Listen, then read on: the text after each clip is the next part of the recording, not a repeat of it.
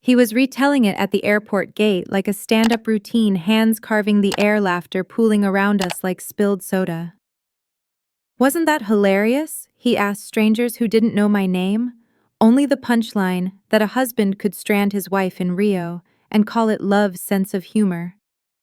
I stood a few paces away, glued together by shame and the aftertaste of fear, hearing my life turned into a bit.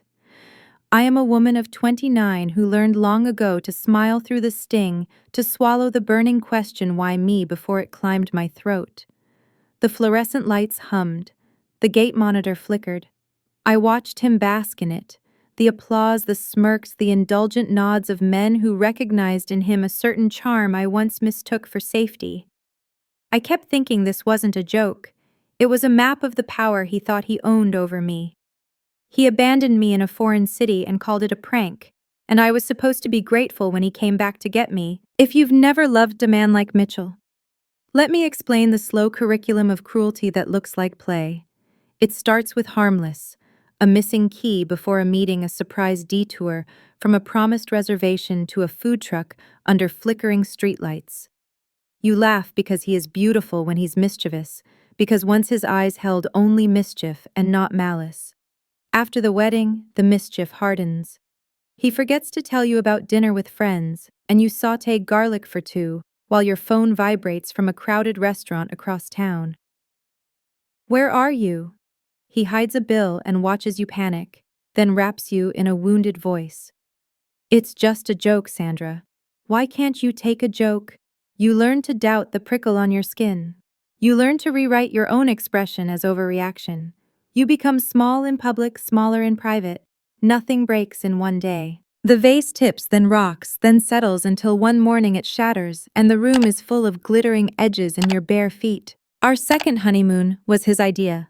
All surprise. Trust me, babe. I planned everything. The first days were a postcard. Christ the Redeemer lifted marble arms over our tiny arguments. Copacabana folded us into her white noise. He was soft, then attentive in a way that made me ache with memory. I let my guard down as if forgiveness were a hammock I could finally lie in. On the fourth morning, he stood by the door fully dressed, a suitcase yawning at his shoes. "Work emergency," he said brightly, not meeting my eyes, kissing my forehead like a placeholder. He promised to text my return flight information and told me to savor some Sandra time. When the door clicked shut, I found the note on the nightstand. Surprise. Consider this payback for not laughing at my joke about your mother last week. Figure out how to get home on your own. It builds character. Love you. I read it 3 times, felt the chill walk up my arms and settle at the base of my neck. It wasn't a prank, it was a confession. He had finally said the quiet part out loud. Day 1 alone tasted like metal. My Portuguese was a clumsy handful of syllables and my mouth kept failing them. I stood in the hotel lobby with my phone open to a translation app, trying to extend my stay because the flight he'd promised to handle had evaporated under my feet. The staff were kind, really. Kindness is a language even broken words can carry. Still, the helplessness was heavy, and every decision felt like walking blindfolded across traffic. By day 2, desperation and pride made a pact.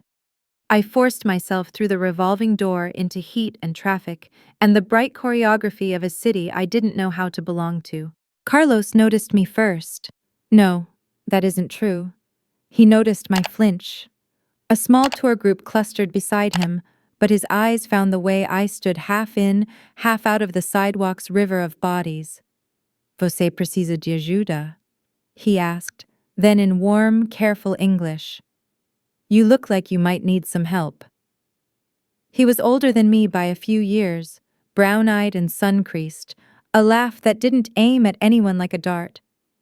I told him a softened version, the least humiliating cut of the story, and he listened in a way that rearranged the room. "Your husband left you here alone," he repeated, not for drama, but because truth deserves to be named. "This is not acceptable."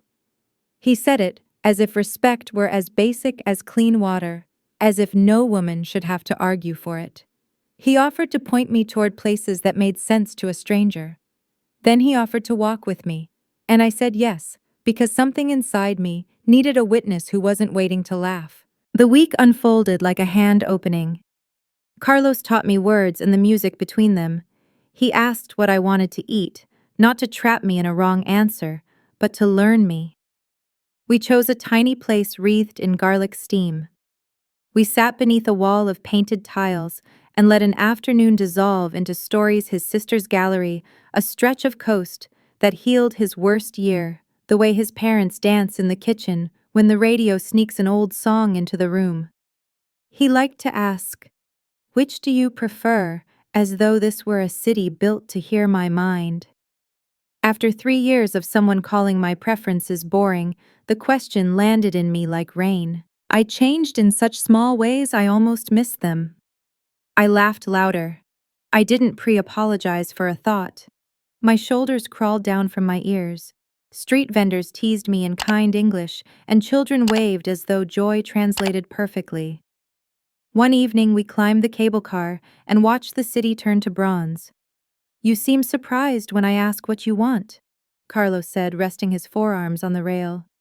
"I'm used to decisions being made for me," I admitted, and I heard how small it sounded. He shook his head, smiling a little. "A partnership is two people choosing together," he said simply, "not one deciding for both." My phone buzzed against my palm. Mitchell again, first breezy, then impatient, then sharp with command. I didn't answer. I let the sun settle on my skin like a verdict, and for the first time in months, I felt the floor of myself hold. The messages multiplied until the screen felt like a swarm. He started with the tone that used to soften me. Little jokes, a selfie with his hand over his heart, a promise that the prank would be the last. When I didn't answer, the sweetness curdled. He told me how much the hotel cost per night, as if he were reading a meter, how ungrateful I was to reject an apology he hadn't really made. I sat on the hotel bed with the curtains open and traced the seam where blue sky met blue water, and thought about how many apologies I'd accepted that were just new forms of blame. I typed and erased a dozen replies, then sent 4 words that felt like a pebble dropped into deep water. "I'm with a friend."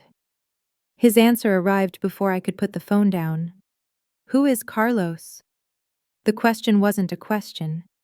It was a flare of something older than this week, an entitlement that believed anything good in my life required his permission. I looked at the name on my screen and realized that even the sound of it, Carlos, had become a small shelter I could step into without asking. We found a routine, the kind you make when you're rebuilding yourself from ordinary moments. Mornings, we walked to a bakery that sugared the air. I learned the words for the things I loved: pão de queijo maracujá, the soft syllables for thank you that felt like a blessing. Carlos rehearsed them with me until my mouth remembered them on the first try. He didn't fill the quiet, he honored it. When I told him I would be going home soon, he nodded and said that endings mattered because they're the first boundaries we draw for ourselves. I had forgotten the shape of a boundary. It startled me to hear that word in a voice that wasn't scolding. Mitchell's calls turned into a metronome that wanted to set the tempo of my days. I answered exactly once. He said he'd booked a flight and would be in Rio by morning, and I watched the pattern of his plans slide into the room like old weather. He wanted to collect me the way a person collects luggage, wheel me through the gate, buckle me into the seat, tell me how lucky I was to be rescued. I told him the hotel and nothing else. After I hung up, I felt the tremor under my skin that used to mean I had already lost. I told Carlos he didn't need to walk me through the next part. I could handle it. He didn't argue or insist. He only said that if I wanted a third place somewhere that wasn't a hotel lobby or a private room, we were welcome at his sister's gallery that evening. I said yes because the fear was real, and because I didn't want to spend the last hour before he arrived alone with an old version of myself. The gallery hummed with a softness that felt like a chorus of hands. Paintings climbed the white walls. People spoke in that low, reverent tone art seems to teach. We stood in front of a piece that looked like a coastline torn from a map. "Sophia calls it the cartography of wounds," Carlos said, and the words slipped into me like a key. I traced the painted edges with my eyes and thought about the routes I had taken to avoid the pit in the center of my life, the detours I'd pretended were adventures. A woman beside us glanced at me, then quickly away, then back again, as if she were trying to locate a familiar dream in daylight. She asked in careful English whether I was visiting. I told her yes, for a few more days, and the shape of her mouth changed at the sound of my voice. She said she recognized me from a picture she had been shown months ago by a man on the boardwalk. He'd told her he was here on business, that he missed his wife in the States. He had said the name like a song, Sandra. He called himself Mike. He had dimples when he lied. I wanted to reject the whole thing the way you swat at a mosquito, but she was holding her phone and a photo shone back at me under the gallery lights. Mitchell had his arm around her friend, a woman with eyes like wet stones. It wasn't drunken, accidental proximity. It was an intimacy that had memorized itself. The date stamp told me the rest. This wasn't his first business emergency. My heart didn't break. It unsnapped like a seam that had been poorly sewn. I thanked her, and she apologized the way women do for other people's harm, and I walked into the courtyard to breathe. I sent the photo to Mitchell with a question that cost me nothing but the years it took to find the sentence, "Do you want to tell the truth, or should I show you?" His reply was not language so much as static. He demanded to know who the woman was, who had taken the picture, and again, like a reflex, he couldn't help who Carlos was. He arrived at the hotel like a storm pretending to be weather. He tried to kiss me in the lobby as if we were the couple from the wedding photos. I turned my cheek and felt his mouth land on a place that wasn't an invitation. He laughed too loudly. He told the concierge he was here to rescue his wife from the great adventure she had wandered into, then turned to me and said I had given him a scare. I said the gallery's name, the street, the woman's first name, and then I said the name that made his face miscalculate. Carlos. The panic wasn't thunder.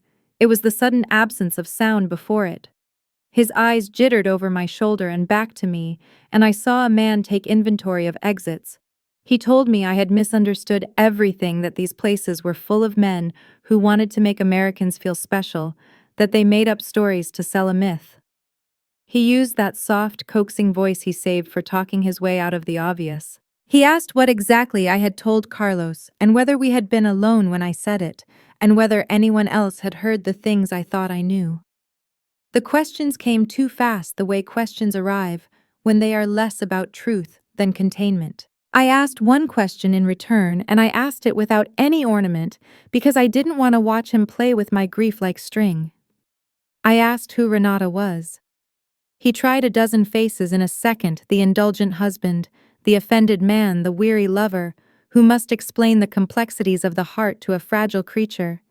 And when none of them fit, he let the mask drop just enough for me to see the truth. He came toward me with both palms raised like proof that he wasn't a threat, and he said he'd explain upstairs because the lobby was not the place for personal matters. I stayed where I was, feeling the way the marble floor chilled through the soles of my sandals, and I told him we could talk in public or not at all. He said he had made mistakes, plural, as if grammar could disrupt ethics. He said the word affair as if it were an illness he had once recovered from. I watched the mouth of the story open behind his words and realized that this was bigger than a single betrayal. He didn't fear that I'd learned he had been unfaithful.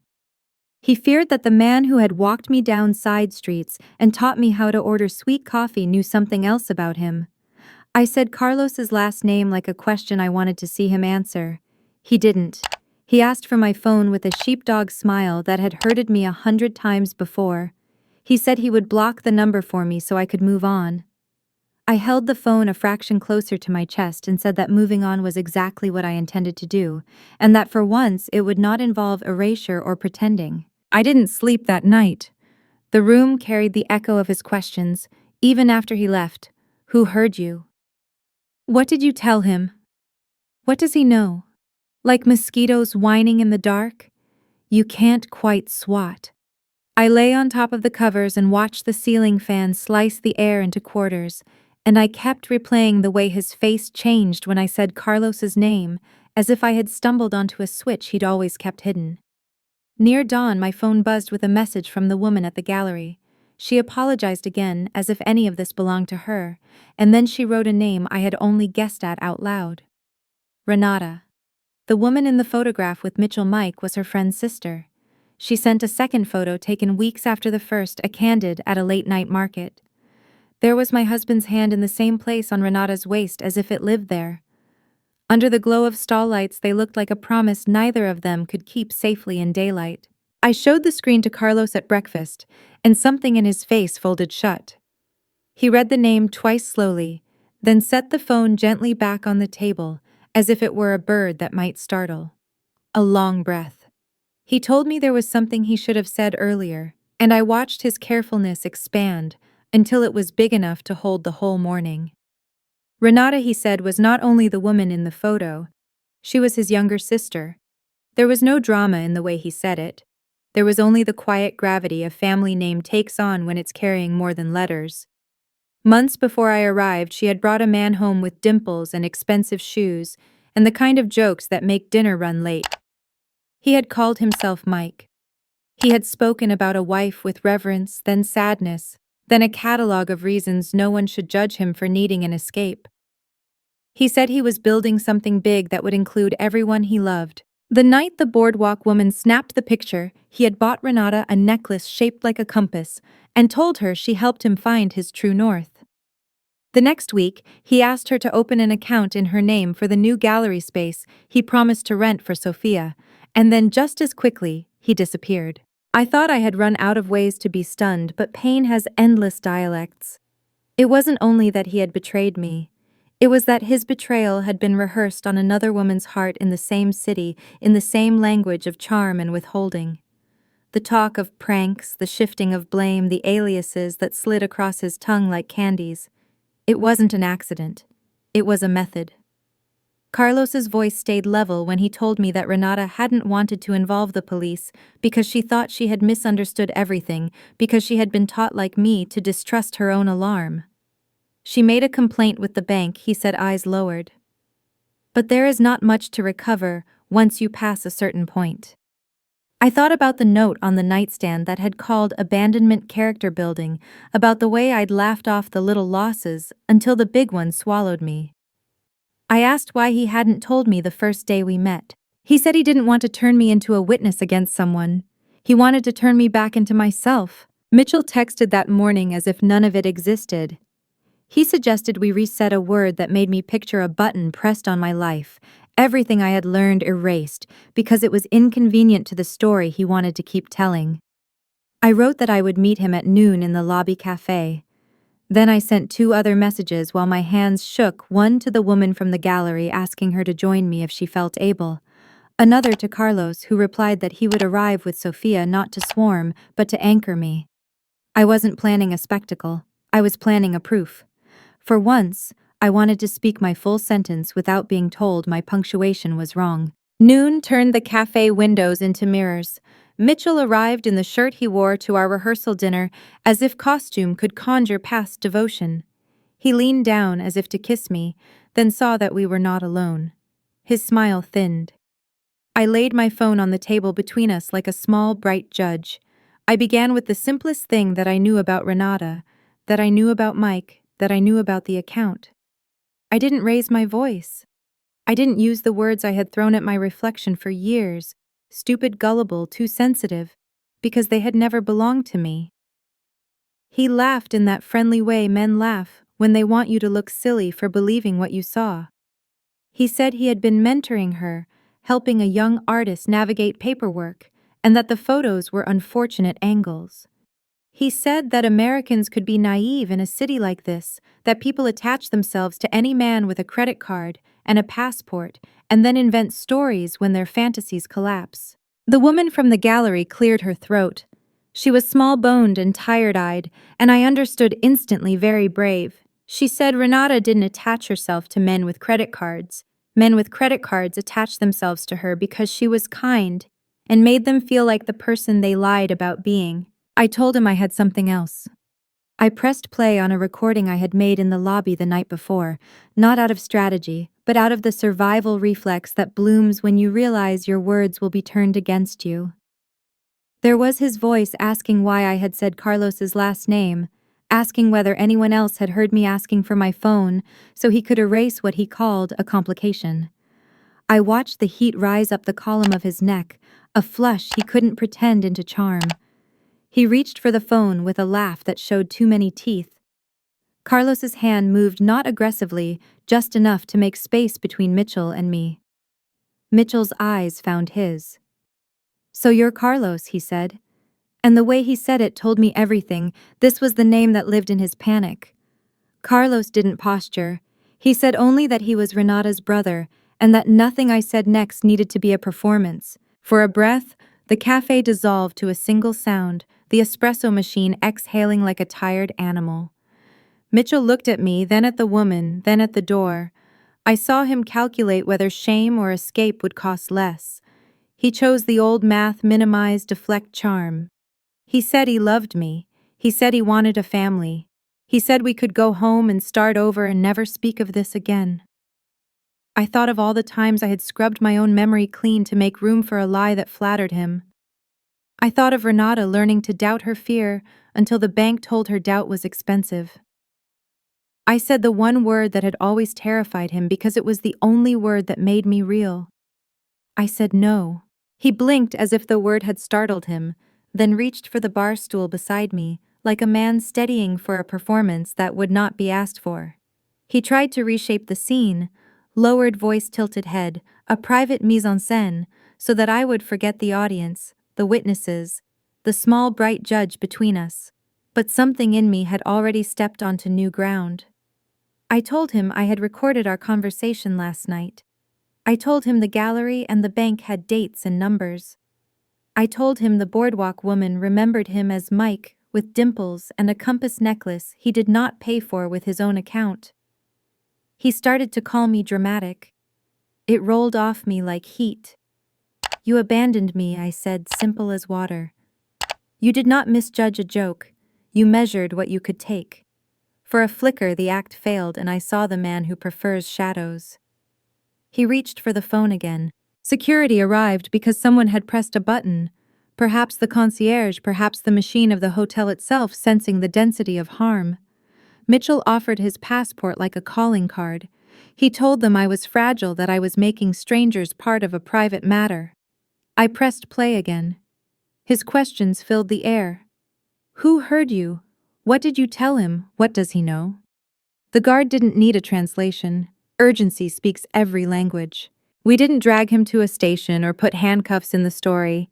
We collected what could be collected: the bank statement Renata had filed, the images with their dates, my recording the names of the people who had seen him make himself plural.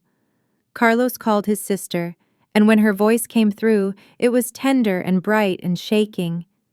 She said she was tired of believing she could fix a man by withholding her own pain. She agreed to meet us at the consulate. Sophia sent photos of the necklace on Renata's collarbone the night he called her north. It would have been neat to tell you he was arrested on the spot, but truth likes me better when I tell it plain. We filed reports. We submitted copies. We signed our names. The consulate staffer had a face like a closed book, but kindness leaked from the margins. She told me to freeze my joint accounts and to use my own passport voice, not my married one, when I spoke to airlines and banks.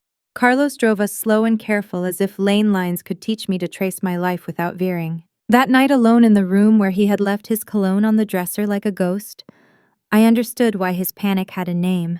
It wasn't romance. It was risk. Carlos, by simply witnessing me, had become a person who could hold a mirror to Mitchell's pattern. When I was small, my father had taught me that men who joke at your expense are teaching you the currency they prefer. My mother had told me it was easier to laugh than to make a scene, because scenes cost us more. These were our family secrets, not sex or slush funds, but the silent economies of humiliation and forgiveness. It took a lobby and a gallery and a brother's unshaken gaze for me to want a new inheritance. He tried to leave the country 2 days later. I know because the airport security desk called the number I had given them when I submitted the report. And because life has a sense of symmetry that is sometimes brutal and sometimes just. When I arrived, he was not charming strangers with his routine about hilarious pranks. He was pacing under the same fluorescent hum, a man rehearsing a story he could no longer sell. The officer's English was clipped but clear. There were questions about identity, about the use of aliases, about funds that had traveled lightly and fast. I did not gloat. I did not gash myself either. I handed over a copy of what I had, and when he turned toward me with a plea for privacy, I told him that privacy requires care and he had not offered any. I don't want the revenge you can hold like a trophy. I want the version that lets a woman stand in a room without rehearsing how to be smaller. But there was a small, unshiny justice in hearing a new voice ask him for answers he could not redirect. He wasn't hauled away. He was detained for questions and paperwork, and then released with a face that had learned the weight of consequences. He texted once more later, "You've ruined my life," and I surprised myself by answering, "I stopped letting you ruin mine." I flew home alone on a morning that scratched gold onto the wing. On the plane, my hands remembered shaking and then stopped. Across the aisle, a little girl pressed her forehead to the window and whispered clouds like a secret. I wrote emails that felt like pulling splinters, my lawyer, my landlord, the bank. I wrote a message to Renata that began, "I am sorry," and ended with "thank you." I sent Carlos a photo of the coffee in my plastic cup, its thin film a poor cousin of the rich cups we had shared, and added a sentence I had never allowed myself before. "Tell me when you visit my city. I owe you a walk through the places that taught me my own language." At home, the apartment was full of our past tense. I folded it into boxes, a ritual and a boundary. I signed a lease with my name uninterrupted by his. The first weekend I bought a soft lamp and a small radio, and when an old song sneaked into the room, I let myself dance in the kitchen, because that is what love looks like when no one is grading it. In the mirror, my face was mine. The scar his jokes had left, the one that taught me to make myself pleasing before I made myself true, had stopped shining. It became just another line in a map that finally belonged to me. If you ask what I learned, I will not say something tidy like "time heals everything." Time heals nothing without help. What helps is refusing to pretend that cruelty is wit, that abandonment is a lesson, that a man who needs you easiest when you are afraid loves you. What helps is accepting that the first boundary is an ending, and endings are not losses when the life that follows can breathe. To every woman taught to laugh at what hurts, I am sending the warmest refusal. I know you do not have to become fluent in your own disappearance. Choose the kind of love that asks, "Which do you prefer?" Then answer out loud. If my story made you feel less alone, stay with me. Like the video, so it finds the one woman who needs it tonight. Share it with someone who calls a bruise a joke, and subscribe if you want more honest rooms to stand in. Leave a comment telling me the moment you decided your voice mattered. The world needs that map.